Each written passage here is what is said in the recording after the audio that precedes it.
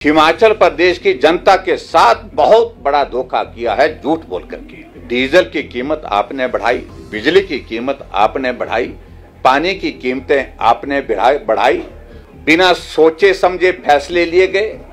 फिर जब जगहंसाई हुई फैसले बदल दिए गए और एक ऐलान कर दिया कि शिमला में लगभग 30 ऐसे टॉयलेट है जहां पर हम जो है पुरुषों से भी हम टॉयलेट जाने का जो है वो टैक्स लेंगे। और बहुत विचित्र लगा, कितनी इनकम होगी उससे, कितना कर रेवेन्यू जनरेट हो जाएगा। कि सत्ता में आने से पहले आपने गारंटी तो ये दी थी कि 300 यूनिट हम बिजली के फ्री देंगे, कि जो 1100 स्कूल आपने बंद किए हैं और उनमें से अधिकांश बच्चे पढ़ाई छोड़ने के लिए विवश हुए। कोर्ट परिसर में गोलियां चली। हिमाचल प्रदेश 1 लाख करोड़ के नीचे बहुत जल्दी जाने वाला है। वर्ष 2024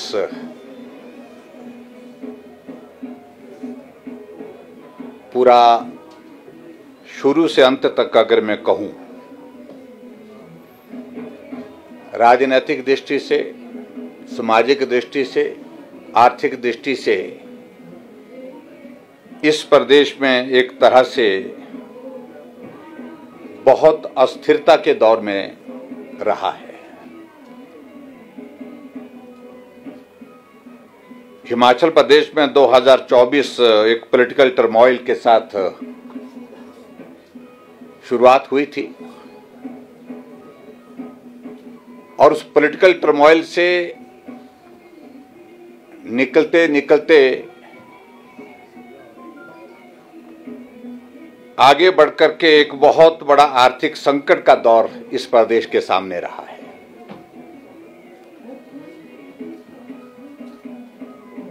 और उस दृष्टि से मैं कह सकता हूं कि हिमाचल प्रदेश ने शायद कभी भी इस प्रकार का 1 साल का कार्यकाल, जो बहुत बड़ी अस्थिरता के दौर में से राजनीतिक आर्थिक तौर पर देखा हो। और हिमाचल प्रदेश में जो सरकार का काम करने का तौर तरीका रहा है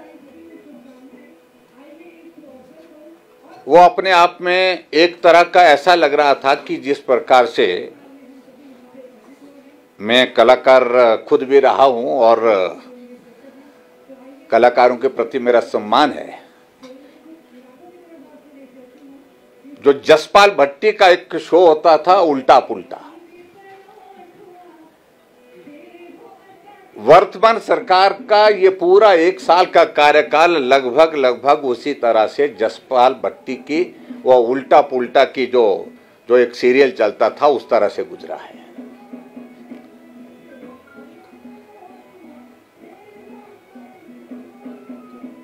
मैं समझ सकता हूं कि हिमाचल प्रदेश में सरकार का पहला साल का कार्यकाल नए इनिशिएटिव के साथ होता है। अगर अनुभव की कमी है तो कुछ गलतियां भी हो जाती हैं, लेकिन दूसरा साल का कार्यकाल में परिपक्वता आती है, फैसला लेने में, काम करने में, और उसमें इफेक्टिवनेस भी आती है, यानी कि प्रभाव भी सरकार का दिखता है काम करने के। वो सारी चीजें इस 1 साल के कार्यकाल में शून्य दिखी है। बिना सोचे समझे फैसले लिए गए। फिर जब जगहंसाई हुई फैसले बदल दिए गए। और इस तरह से मैं कहूं 2024 का ये दौर, जैसे मैंने कहा, पॉलिटिकल टर्मोइल से शुरू होकर के हिमाचल प्रदेश में टॉयलेट टैक्स के दौर में से होकर के हिमाचल प्रदेश में समस्या की चर्चा हो करके और उसके बाद जंगली मुर्गे का जिक्र होकर के अंत में अंतिम दिन जो है जब साल का था, तो हिमाचल प्रदेश में यहां जो कॉरपोरेशन के जो मेयर हैं उनकी एक पत्रकार वार्ता थी। एक नए तरह का टैक्स का ऐलान किया और वो टैक्स का जिक्र करने में भी संकोच होता है सही मायने में। कि अगर महिलाओं को जो है यूरिनल में जाने के लिए टैक्स देना पड़ता है, पैसे देने पड़ते हैं, 5 रुपए का भुगतान करना पड़ता है, तो कोर्ट ने कहा कि पुरुषों पर भी इसको लगाया जाए। पुरुषों पर लगाया जाए ऐसा नहीं, उन्होंने जेंडर इक्वलिटी की बात जरूर कही होगी। और एक ऐलान कर दिया कि शिमला में लगभग 30 ऐसे टॉयलेट है जहां पर हम जो है पुरुषों से भी हम टॉयलेट जाने का जो है वो टैक्स लेंगे। और बहुत विचित्र लगा, कितनी इनकम होगी उससे, कितना कर रेवेन्यू जनरेट हो जाएगा।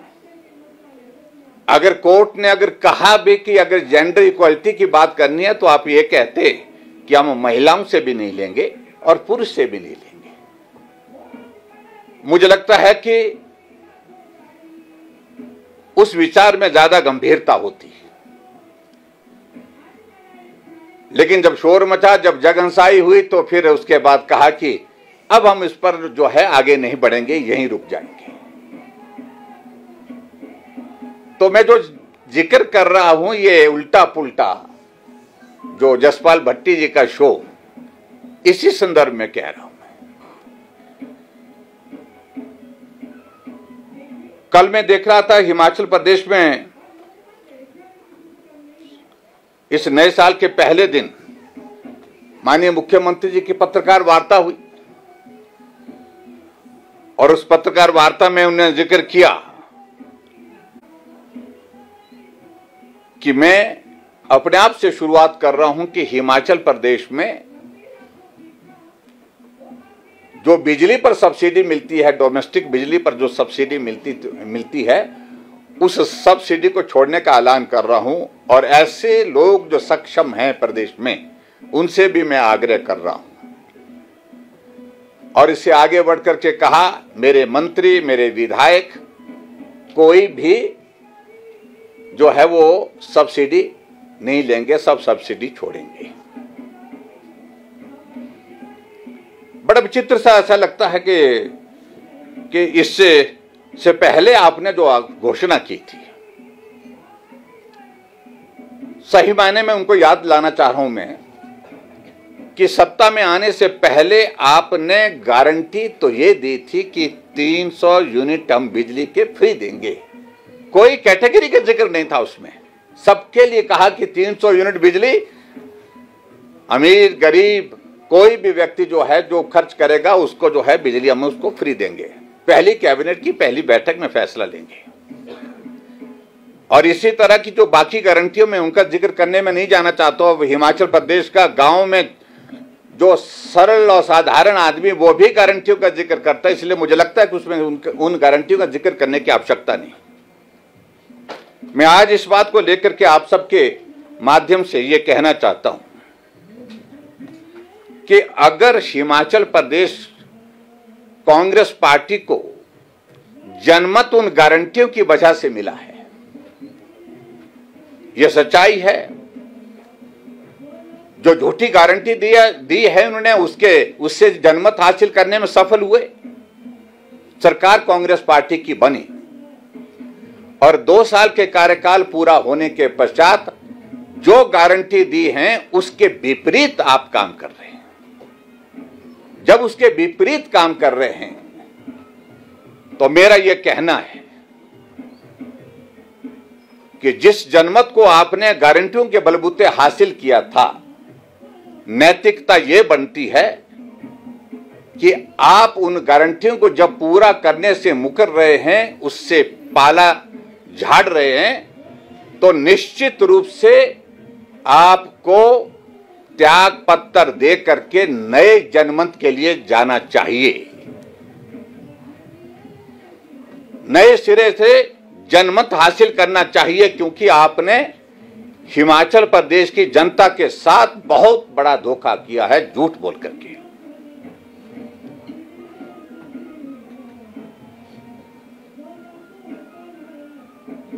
क्योंकि माफी मांगने की आदत तो नहीं है, और इसलिए हम इस बात को कह रहे हैं कि अगर हिम्मत है तो नए सिरे से जनमत हासिल करना चाहिए, क्योंकि जो गारंटियों के बलबूते आपने जनमत हासिल किया था, नैतिकता ये बोलती है उसको आप पूरा करने में जो सफल नहीं हो पाए हैं, ना आपकी मंशा उसमें पूरा करने की है, ऐसे में नए सिरे से आपको चुनाव के लिए जाना चाहिए। और दूसरी बात, अगर जो बात कही है यहां पर मुख्यमंत्री जी ने कि मैं हिमाचल प्रदेश में जो बिजली की गारंटी, बिजली की जो सब्सिडी छोड़ने की बात कर रहा हूं, क्या आपने इससे पहले एक और घोषणा नहीं की थी कि हिमाचल प्रदेश में 125 यूनिट जो Bharatiya Janata party zero bill के साथ जो दे रही है, हमारी कोई गारंटी नहीं थी, हमने ये शुरुआत की थी हिमाचल प्रदेश में, इसको हम वापस लेते हैं और जो इनकम टैक्स पेई जो हैं वो सब जो है इस दायरे से बाहर हो जाएंगे। साल एक नहीं 2 बीत गए, उसके बावजूद भी आप वो इनकम टैक्स जो पेज हैं तो उनकी अभी तक आप सूची उपलब्ध नहीं करा पाए, आप उसको अभी तक लागू नहीं कर पाए। और जब इलेक्शन बोर्ड ने कहा कि हमारे पास ये डाटा ही उपलब्ध नहीं है और इस डाटा को ऑब्टेन करना ये मुश्किल काम है, तो आपने क्या फैसला ले लिया कि अब मैं फैसला ये लेता हूं कि सब्सिडी जो है जो सक्षम लोग हैं उनसे अपील करता हूं। आप अपनी सरकार को हिमाचल प्रदेश में लोगों के ऊपर, लोगों के पैसे से चलाना चाह रहे हैं, लोगों के ऊपर टैक्स लाद करके चलाना चाह रहे हैं। टैक्सेस आपने इतने सारे हिमाचल प्रदेश में लगा दिए जिसकी कल्पना नहीं कर सकते हैं।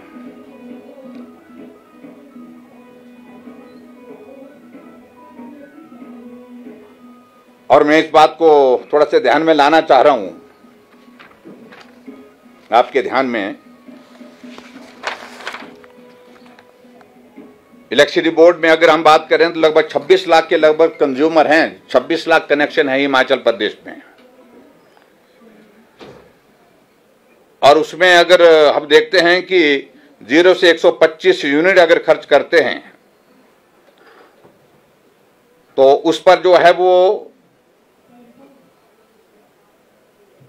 जो सब्सिडी जो है वो 3 रुपये 53 पैसे, यानी कि 1 यूनिट पर जो टोटल जो कॉस्ट आती है वो हिमाचल प्रदेश में जो बिजली देने की जो है 5 रुपये 60 पैसे की, और उसमें से 3 रुपये 53 पैसे जो है उस पर आप ये दे रहे हैं, सब्सिडी दे रहे हैं। और इस तरह से सब्सिडी के बाद जो है 2 रुपये 7 पैसे आप जो है वो पर यूनिट के हिसाब से तो हिमाचल प्रदेश में 0 से 125 यूनिट के लोगों को दे रहे हैं। और दूसरा जो स्लैब है 126 यूनिट से 300 यूनिट का, और उसमें जो है सही मायने में जो कॉस्ट टोटल है वो पर यूनिट 6 रुपए है,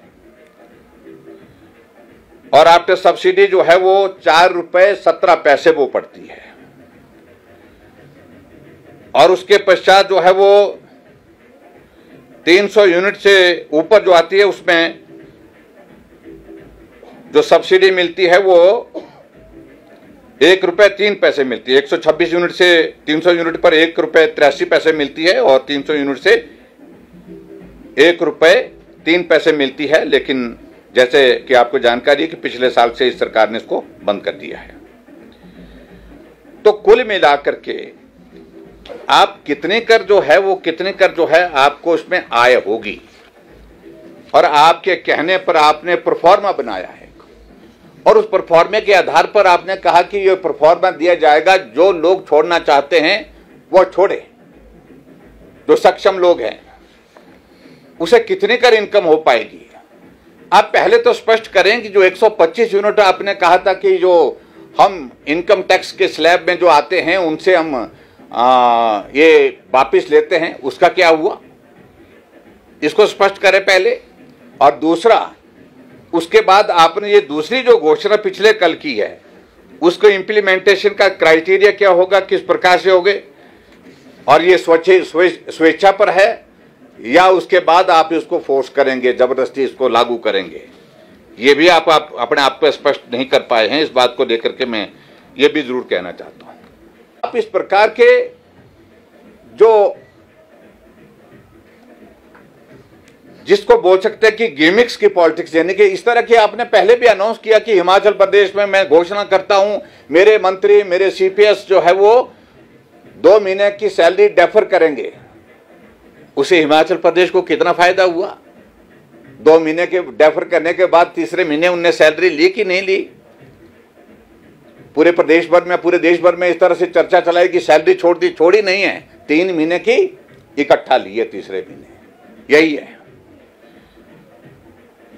और ऐसे में जब हंसी आती है तो स्वाभाविक रूप से प्रश्न पैदा होते हैं कि आपने बिजली पर जो टैक्सेस लगाए हैं, आप देखो जो आपने जो एनवायरमेंट सेस लगाए हैं प्रति यूनिट जो है, लघु उद्योग जो है उसमें ऊर्जा का, उसमें जो है अपने 2 पैसे का आपने सेस लगाया है, और मध्यम जो इंडस्ट्री है उस पर आपने 4 पैसे लगाए है, बड़े उद्योग जो है उस पर जो है आपने 10 पैसे लगाया, कमर्शियल कनेक्शन जो है वो 10 पैसे, उसके बाद अस्थायी कनेक्शन जो है 2 रुपए, स्टोन क्रशर पर 2 रुपए, और ईवी चार्जिंग स्टेशन, और जिसका मैं जिक्र करना चाहता हूं कि बहुत कहा था कि ग्रीन स्टेट होगा हिमाचल प्रदेश, और ये भी कहा था कि 2 साल के अंदर अंदर हो जाएगा। 2 साल बीत गए, अभी तक जो है वो ईवी की कहानी जो है वो ठंडे बस्ते में है, अभी तक मालूम नहीं कहां तक उसका ये हुआ।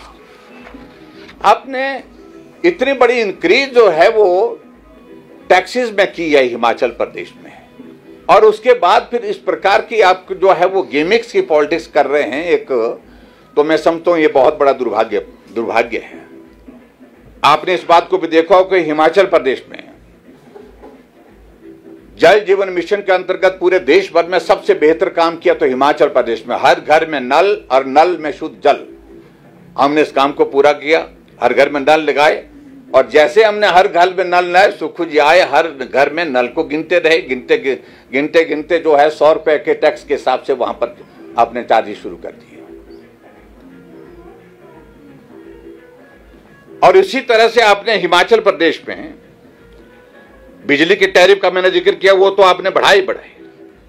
इन सारी चीजों से कुल मिलाकर के मैं कहूं 2 साल के कार्यकाल में डीजल की कीमत आपने बढ़ाई, बिजली की कीमत आपने बढ़ाई, पानी की कीमतें आपने बढ़ाई, और हिमाचल प्रदेश में रेवेन्यू जनरेट करने की आपने बहुत सारी कहानियां घड़ ली, बहुत सारी कहानियां पढ़ ली, लेकिन परिणाम आज भी यही है कि हिमाचल प्रदेश में कर्मचारियों को सैलरी नहीं मिल पा रही है। आउटसोर्स कर्मचारियों को 5 महीने से अभी तक भी सैलरी नहीं मिल पाई है। नई साल में उम्मीद कर रहे थे, लेकिन अभी तक नहीं मिल पाई है। और उसके अतिरिक्त हिमाचल प्रदेश में, पूरे हिमाचल प्रदेश में विकास के कार्य बंद पड़े हैं। हिमाचल प्रदेश में आपने 1865 इंस्टीट्यूशन जो है बंद कर दिए, जिसमें लगभग 1100 स्कूल प्राइमरी स्कूल हैं। विधानसभा में प्रश्न लगा था जिसमें मैंने पूछा कि जो 1100 स्कूल आपने बंद किए हैं, वहां के बच्चे किन स्कूलों में जाकर के पढ़ाई कर रहे हैं? हमारी जानकारी के मुताबिक उनमें से अधिकांश बच्चे जो ट्राइबल एरिया, बैकवर्ड एरिया, कठिन भौगोलिक परिस्थितियों के स्कूल हैं, वो जहां बच्चों की संख्या कम होती थी, 4 थी, 5 थी, 10 थी, 15 थी, वो सारे स्कूल बंद कर दिए। और उनमें से अधिकांश बच्चे पढ़ाई छोड़ने के लिए विवश हुए, क्योंकि हिमाचल के टफ टेरेन में जाकर के 4 किलोमीटर की दूरी पर वो बच्चे पढ़ाई करने के लिए प्राइमरी स्कूल के बच्चे नहीं जाते, क्योंकि उम्र छोटी होती है। उन सारी प्रश्नों का जवाब नहीं दे पाए वो। लेकिन उसके बावजूद इस प्रकार से जो वादे आपने किए थे, गारंटी दी थी, उन गारंटियों को आज भी हम पूछना चाह रहे हैं कि आपकी उन गारंटियों के बारे में जब आप पूरा करने की स्थिति में नहीं है, या तो आप माफी मांग लेते हिमाचल प्रदेश की जनता से। अगर माफी नहीं मांगते तो आपको निश्चित रूप से, जिसकी वजह से आपकी सरकार बनी है, उस गारंटी की वजह से, उन गारंटियों की वजह से, तो आपको नए सिरे से जनमत हासिल करना चाहिए। सरकार में रहने का कोई नैतिक अधिकार नहीं है। इस 1 साल के कार्यकाल में हिमाचल प्रदेश में कोर्ट परिसर में गोलियां चली। गोलियां चलाने वाले लोग पंजाब से हायर किए गए। हायर करने वाले आपके ही पार्टी के विधानसभा में विधायक रहे, उनके सपुत्र। आपके इस 1 साल के कार्यकाल में 2024 का जिक्र कर रहा हूं मैं, उससे पहले का जिक्र हमने कई बार कर भी लिया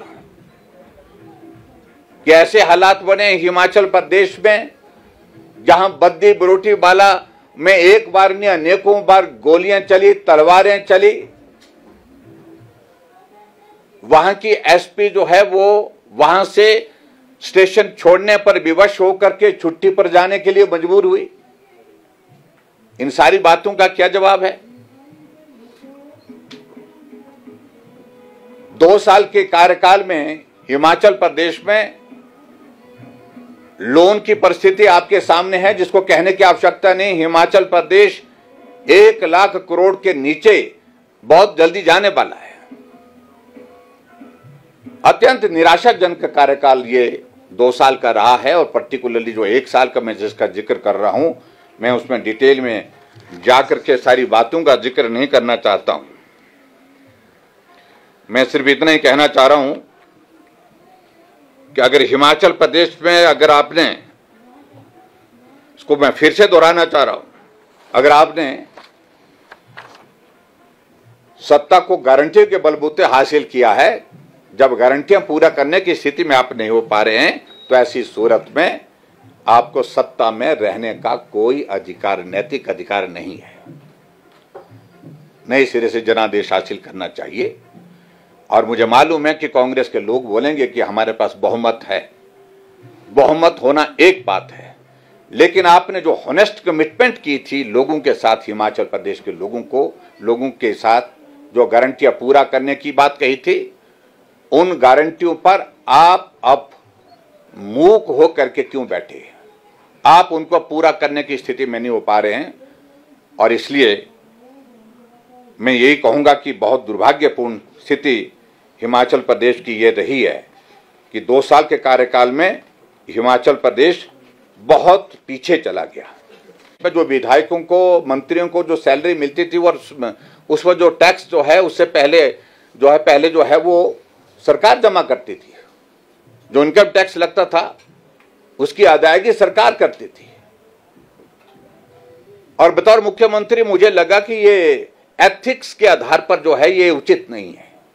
नैतिकता ये बनती है कि अगर हमारी आय अगर हुई है, सैलरी से हुई है, उसके ऊपर जो टैक्स बनता है, जैसा देश और प्रदेश के लोग जो कमाई का टैक्स जो है अपने आप अदा करते हैं, हमको भी करना चाहिए, जनप्रतिनिधियों को भी करना चाहिए। हमने फैसला लिया कि सारे विधायक, सारे मंत्री, इंक्लूडिंग स्पीकर, डिप्टी स्पीकर और उसके साथ साथ में chief whip, deputy chief whip, सबके सब अपनी सैलरी में से जो टैक्सेस जो है, इनकम टैक्स का जो है, उसको खुद अदा करेंगे।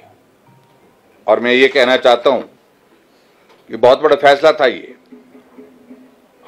आय कितनी हुई वो महत्व का विषय नहीं है, लेकिन एथिक्स का विषय है, नैतिकता का विषय है ये।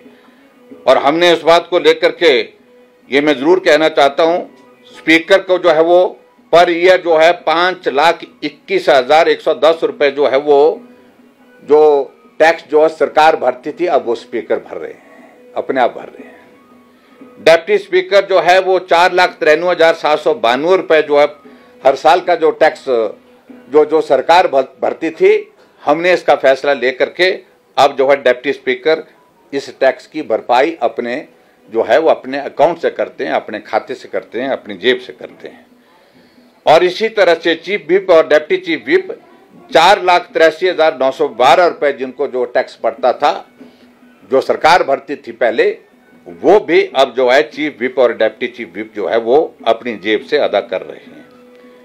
और उसी तरह से हिमाचल प्रदेश में जो विधायक हैं, इसके अलावा उनको 1,91,880 रुपए जो 1 साल का जो टैक्स जो है जिसको सरकार जमा करती थी, अब सभी विधायक अपने अकाउंट से, अपने पर्सनल अकाउंट से अपनी आय का जो है वो टैक्स जमा करते हैं।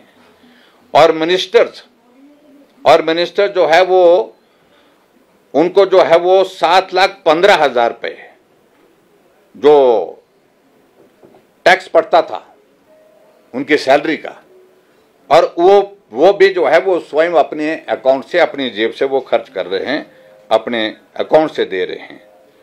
और ये फैसला मैं समझता हूं chief minister, including chief minister भी, और उसके बाद 2 करोड़ से ज्यादा का जो है वो एक ही इस फैसले से जो है उसमें उसका लाभ हुआ है, मतलब स्टेट को उसका बेनिफिट हुआ है। अमाउंट मैटर नहीं करता, लेकिन जो जिसको मैं कह सकता हूं कि नैतिकता जो बनती थी उस नैतिकता के आधार पर हमने किया, ये फैसला हमने किया। लेकिन जो आप फैसले कर रहे हैं उन फैसलों से हमें कतई भी अब भरोसा उठ गया है, सरकार से भरोसा उठ गया है, विश्वास उठ गया है, क्योंकि आप फैसला लेते हैं, आज लेते हैं, कल पलट जाते हैं। तो ये स्थिति हिमाचल प्रदेश की वर्तमान में है। इस त्योहारी सीजन में मात्र 1 रुपए में घर ले जाए अपनी पसंदीदा सुजुकी कार। इतना ही नहीं, गोयल मोटर्स में इन शानदार कारों पर पाए 60,000 तक का महा डिस्काउंट। तो देर किस बात की, आज ही विजिट करें अपने नजदीकी गोयल मोटर्स शोरूम को और पाए अपनी पसंदीदा कार पर ऐसा दाम जो पहले कभी न था।